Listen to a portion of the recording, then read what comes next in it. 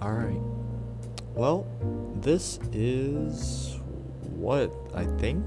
Oh man, I'm gonna have to check. What edition of the podcast is this? It's been so long since I last did it. Almost even forgot. Actually, go check that. This is actually. Oh boy. Unlucky number 13. This is my 13th edition of the Speakeasy Dweller podcast. And for, well, right now, it's just gonna be me talking.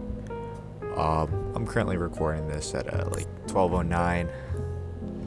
Got a big day tomorrow, but I don't know what it was. Something about sleeping today just made me feel extremely restless. I was like, I'm gonna really regret it if I don't like sit down and like really have a talk with myself and an inner dialogue. And it's weird like doing this at like 12. I've never done this before at this late. But I mean, why the hell not? It's a weekend. Don't really have much going for me. So I just wanted to sit here, just talk for maybe about 10-20 minutes, call it a day. I mean, I was thinking, like, I'm doing this on my new MacBook all the way down in South Carolina. So all the stuff that I had previously for all my podcast stuff, completely gone.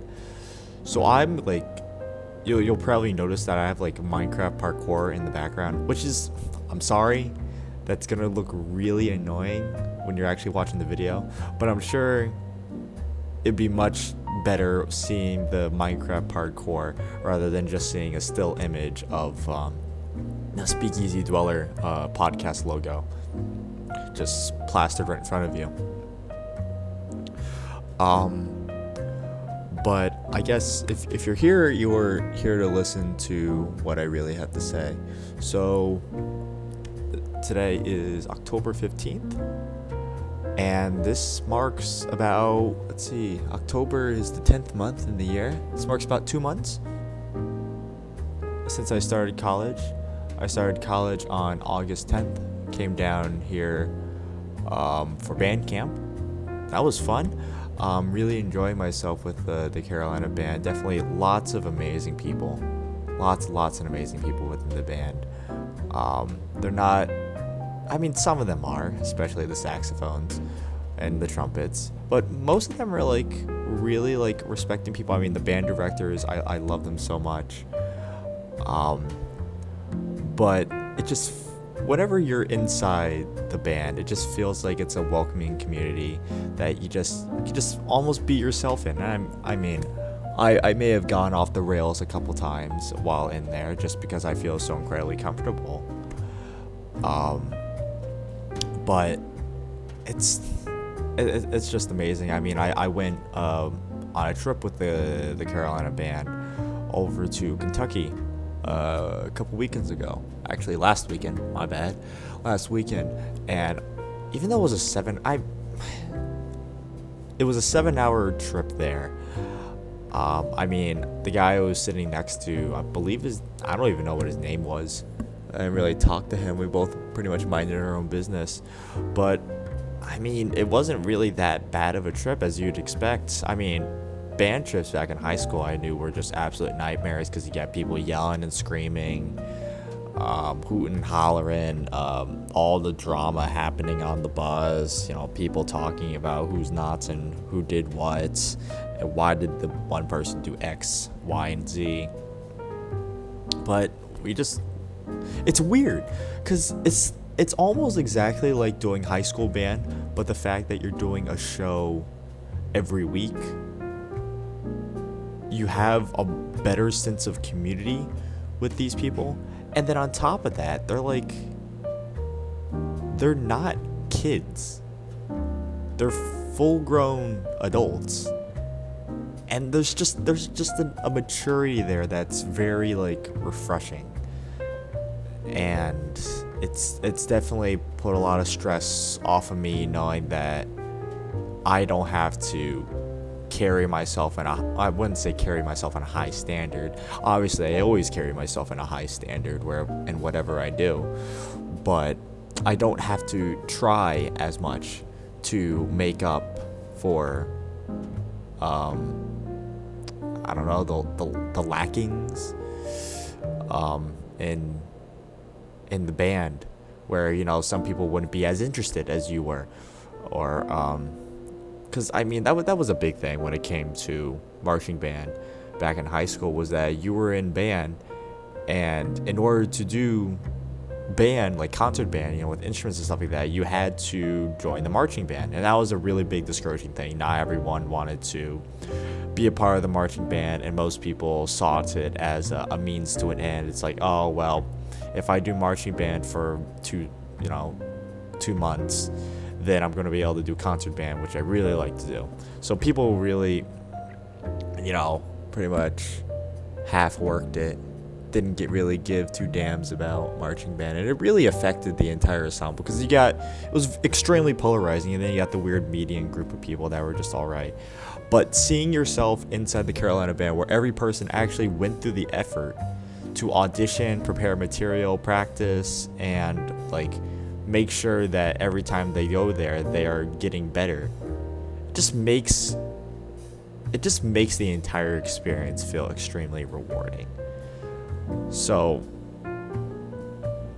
I'm excited. It's going to be weird, and coming in 5 weeks from now, once semester's over, marching band's going to be gone, and it's going to be that weird, dang, I have my weekends free now. It's gonna be a weird thing once marching band is over. I think I'm gonna miss it. I think I'm gonna miss it a lot, even though I'm still gonna be there next year, which couldn't really say much about the Kingston marching band. I don't think I ever missed the marching band as much every year back in high school than I think I will here in South Carolina. But there's marching band. TLDR, I love it.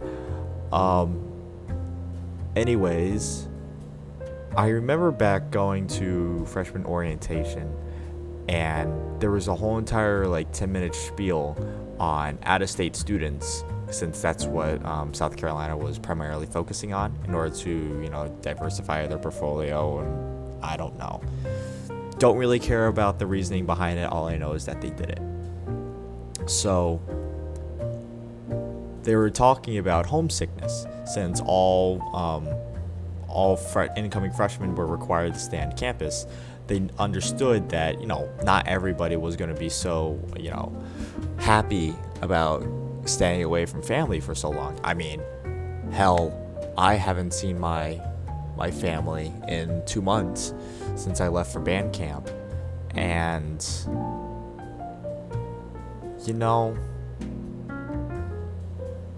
you really start to understand how much they really meant to you. It's sort of like how do you know you're in the good old days?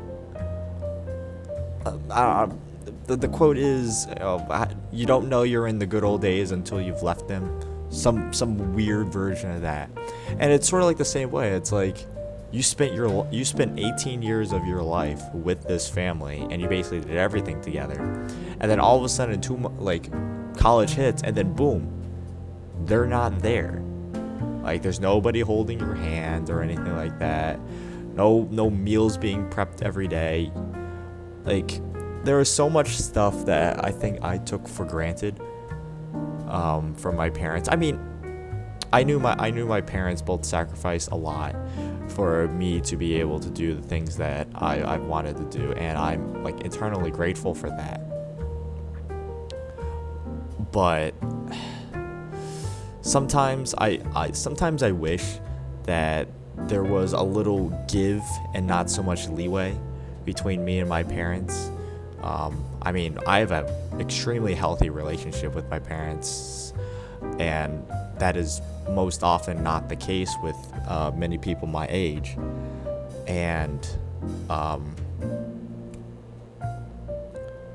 so I've grown to be an exception, and always being taken care of, and then all of a sudden having to take care of myself was definitely I wouldn't necessarily say it's a culture shock, but that's pretty much the only way I could put it. It's definitely a big culture shock, and all these people already being independent, well, because they had to be independent in order to function within their family, and they're just so used to this environment. I mean, hell, my dorm, not my dorm mates, my floor mates, you know, they go out and party. They're all hanging out, being social, and whatnot, and it feels like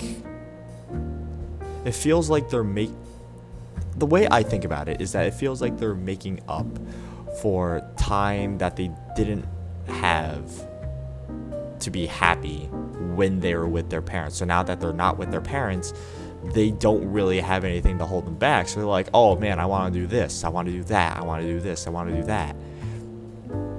For me, I mean, I hyped myself up. I was like, all right, I'm not going to do drugs, but you know, alcohol, I could do alcohol. Alcohol could be something that I could definitely get myself into. I'll do some underage drinking. I'll go to a party every now and then. I'll invite a girl over. None of that. Absolutely none of that has happened in the past 2 months.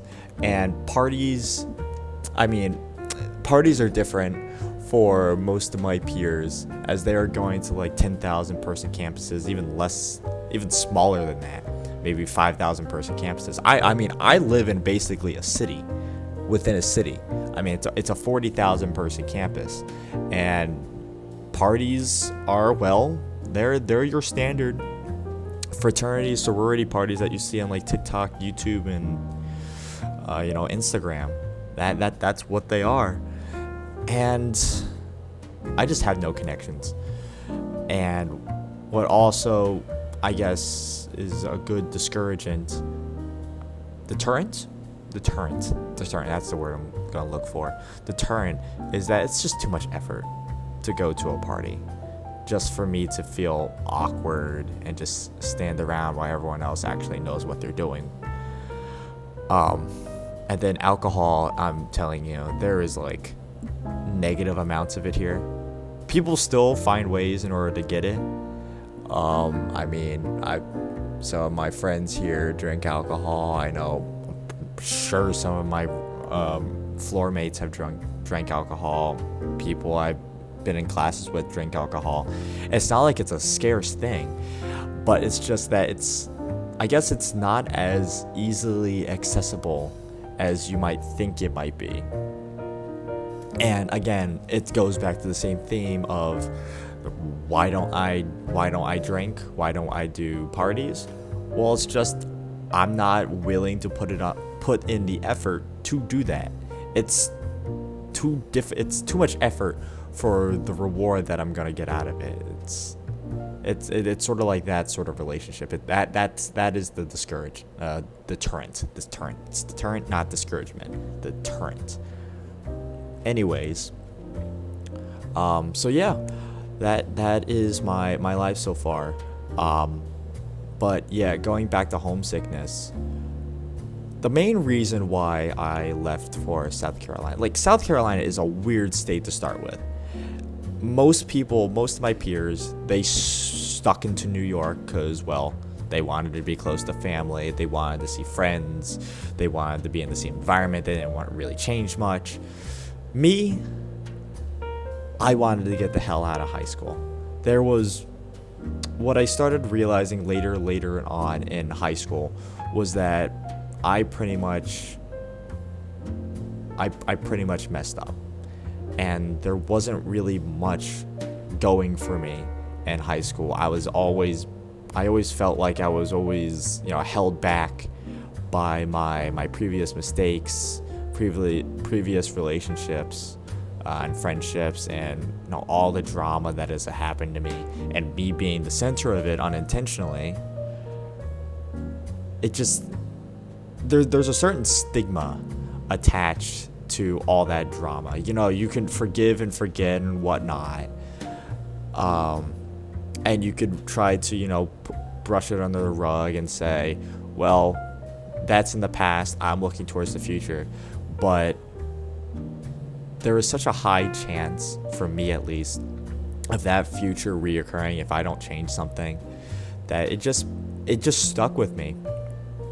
for the rest of high school, and I definitely did put a ball and chain on my leg when I tried doing stuff, and that ended up screwing me over many times, many times, and it ended up causing even more problems because, well, I was scared. To be completely frank, I was scared. I still am scared. People ask me, Jared, why can't you do this? Why aren't you doing that? And it's because I've had a terrible experience, and it's traumatizing. And me trying to put myself back out there, back to where I was all those years ago when all this stuff started happening, and try to put myself in that situation again, my brain just, you can't help but not think about what went wrong. And that is the biggest deterrent of all, is a fear of repetition, fear of what happened back then is going to happen again. Even though you've taken time for yourself, you've really stepped up your self-esteem, you really stepped up your image, really stepped up your game, there is just something that sits down in the back of your head, deep inside, and just tells you, I wouldn't say it tells you that you're not good enough, but tells you that it's not going to work. It's all pointless in the end, because at the end of the day, you're still the same person that you tried selling yourself. Now that I think about it, no. You are an entirely different person than what originally happened, but you are still you at the end of the day, and there's nothing really going to change that. I mean, you could work out, you can go to therapy. You can go through face transformations. You can go through, personality changes. At the end of the day, you are still the same person that you started out with. You are just a tiny bit different. I'm still Jared. At the end of the day, I could work out, and at the end of the working out, I'm not Luke, I'm not Chad, I'm not Steven, I'm still Jared.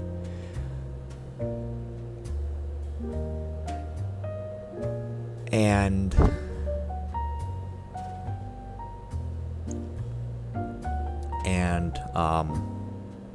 there's just,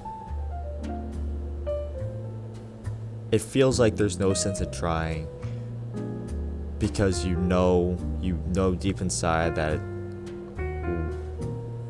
what you've always felt self-conscious about, other people don't like you for it. And I guess that's just one of the things.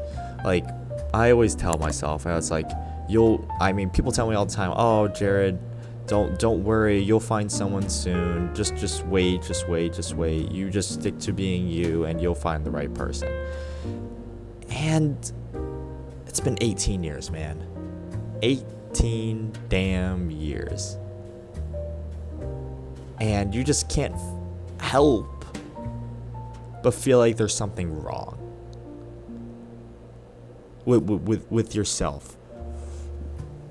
Like, I was talking to someone earlier today, and I was like, these 2 months in particular, has made me feel more alone than what I felt in high school when I got cyberbullied. Like, other than band, I really don't have like an outside circle of people that I can talk to other than my suite mates and my roommate. So it consists of a lot of me just sitting down, playing on my computer, doing work, playing on the Xbox, sleeping, scrolling through Instagram, watching YouTube videos, and talking with friends at home. And it's just rinse and repeat until the next day, when then you have some structure. But you just walk through your day and you see people talking and stuff like that. You see couples walking by, friend groups, tour guides, mentor groups, and you're just walking by yourself. No one says hi, no one asks how you're doing. You just walk. And you just make it through your day one step at a time.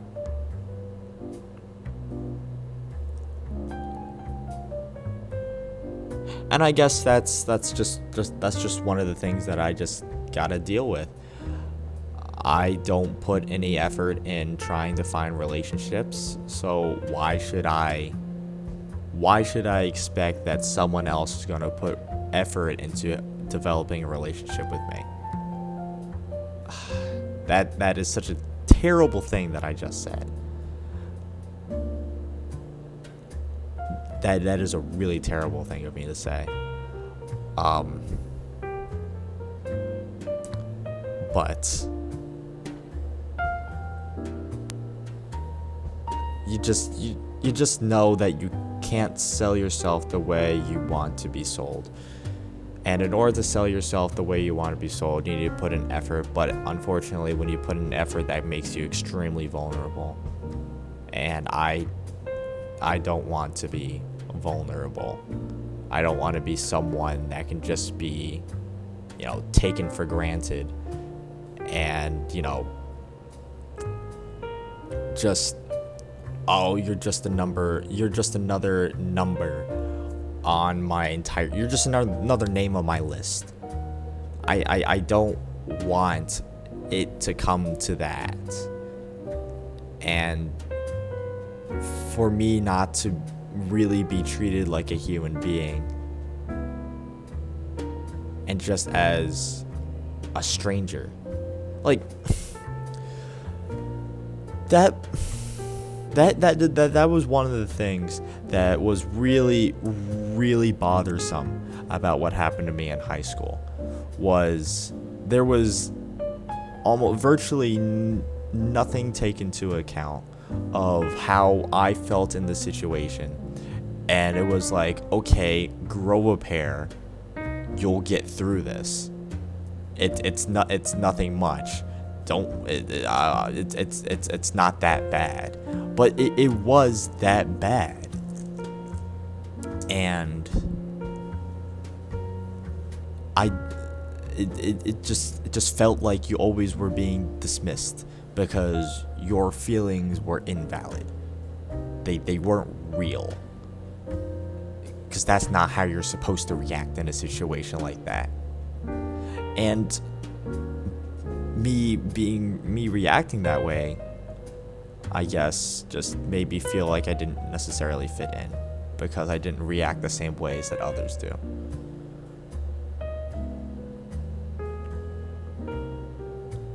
So, I hear from all my peers that they're having the time of their lives.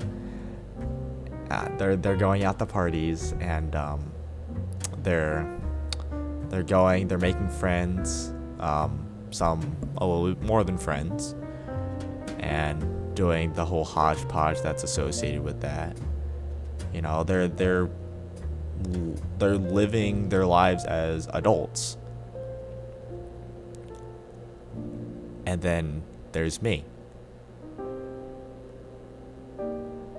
A kid who is afraid to dip his toes into the water because he's afraid that he's gonna drown if he goes in too deep. I guess is the way you could probably think about that. But I'm sure my time will come someday. I can probably look back in this podcast and be like, Jared, you were dumb. You really put yourself down there, and you really should believe in yourself a bit more.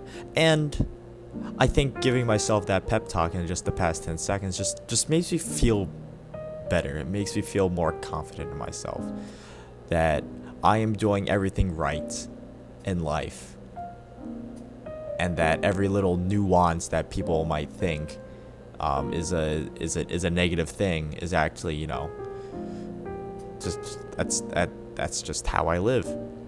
That's just how I am. And there's nothing really gonna change that. I'm not gonna let just a couple comments change the way I live my life. So, did I cover everything that I wanted to cover? I mean, we're going on 25 minutes. I went on a bunch of rants. I feel like I want to make one more comment about the whole entire relationship thing.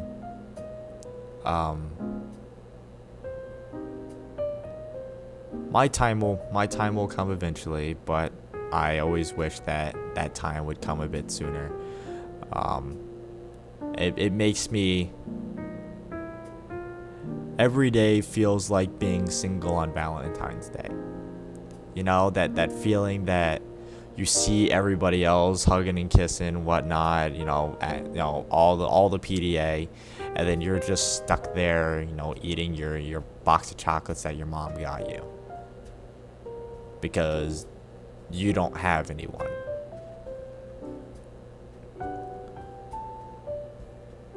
And you want to.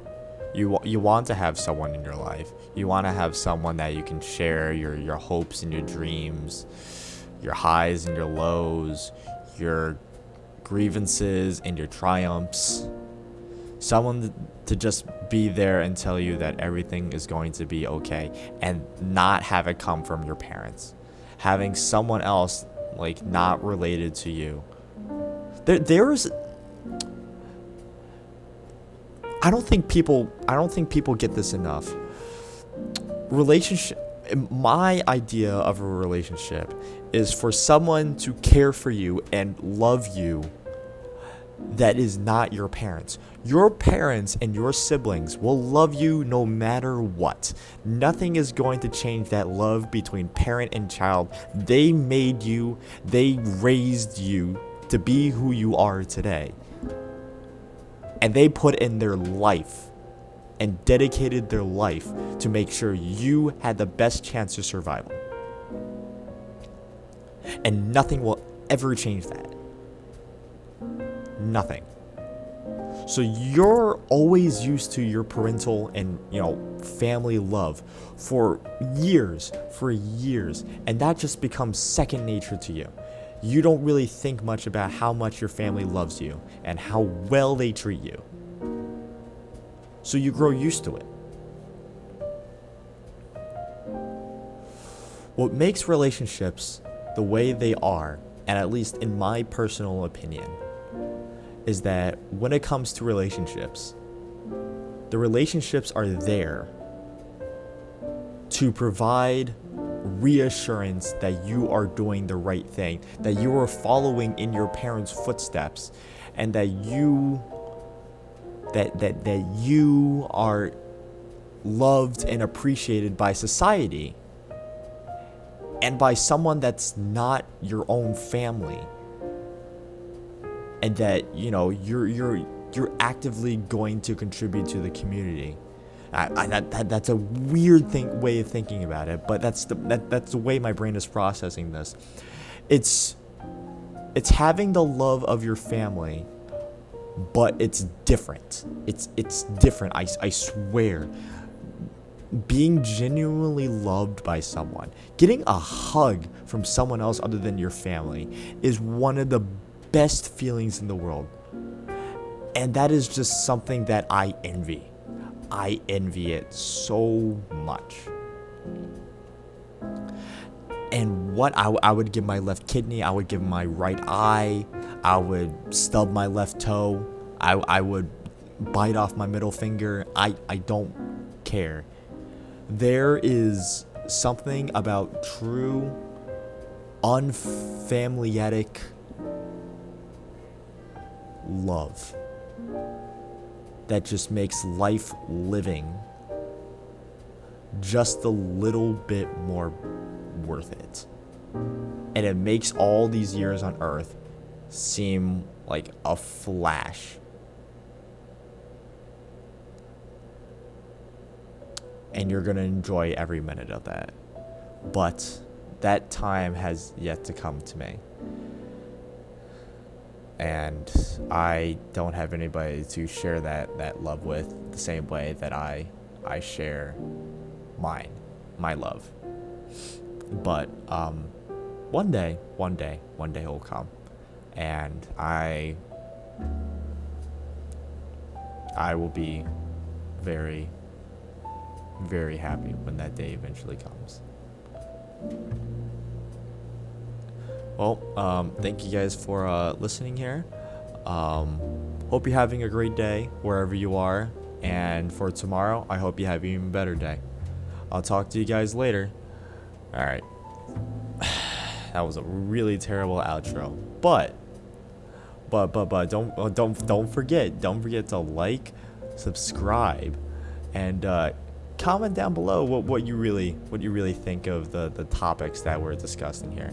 And maybe the hell with it. Maybe even refer these ideas over to your friends. Link them the YouTube video. Tell them what they think. Ask them. It's like, hey, what do you think about this? And then just create discourse. And that's how true progress is made.